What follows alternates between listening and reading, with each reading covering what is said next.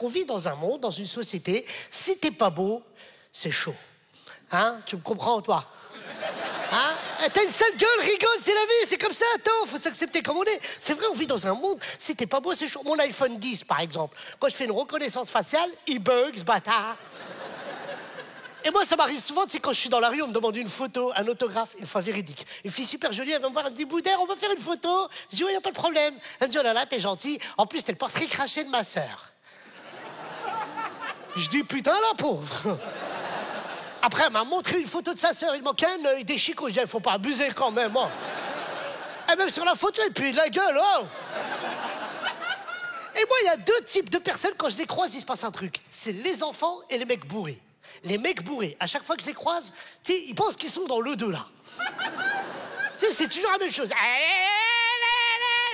Ah, un pélican. Et les enfants, ils jouent avec mon visage, ils croient que je suis en pâte à modeler, moi. L'autre jour, je tenais un bébé, il m'a sucé le nez pendant 20 minutes. Oh. Et moi, je ne savais pas, qu'en choisissant ce thème de la bogosité dans mon premier spectacle, je savais pas que j'allais devenir le représentant des moches de France. Ah si, hein, des moches, il en venait des cars entiers pour venir voir mon spectacle. Ils venaient directement de Mochi, un pays où il n'y a que des têtes de fous.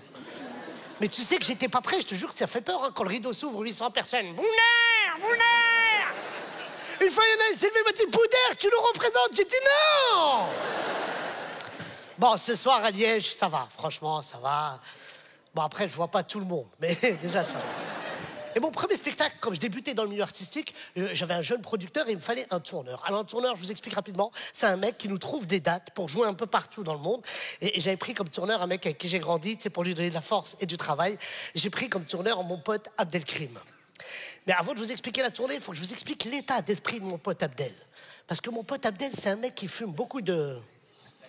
Voilà, c'est même plus il en fume du shit, il en mange tellement il est toujours défoncé. Et tu sais quoi, un jour, il est rentré chez lui, il a regardé son père pendant une demi-heure, comme ça. Son père le dit, pourquoi tu me regardes comme ça? Il dit, je sais pas où je t'ai vu, toi. Et c'est lui qui a géré ma tournée. Et la première date qu'on a fait, c'était ici, en Belgique, à Bruxelles. Alors, le public de Bruxelles, c'est un public extraordinaire. Mais ils ont pas de filtre dans leur tête. Ouais, tout ce qu'ils pensent, ils te le disent directement. Je te raconte, j'avais fini mon spectacle, il y a un couple qui est venu me voir dans ma loge, je dis bonjour monsieur Boudère, je suis avec ma femme Martine, on aimerait bien faire des photos. Je dis, il n'y a pas de problème. Elle dit, ah, t'as vu Martine, il est gentil, hein. En plus, c'est sa tête, c'est pas un masque, hein.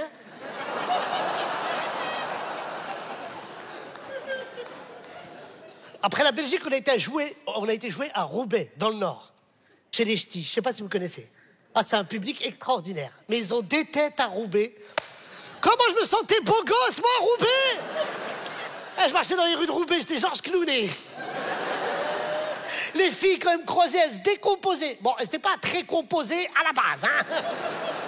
En plus, en partant de Roubaix, j'ai remarqué un truc. J'ai remarqué qu'il y avait une centrale nucléaire pas loin.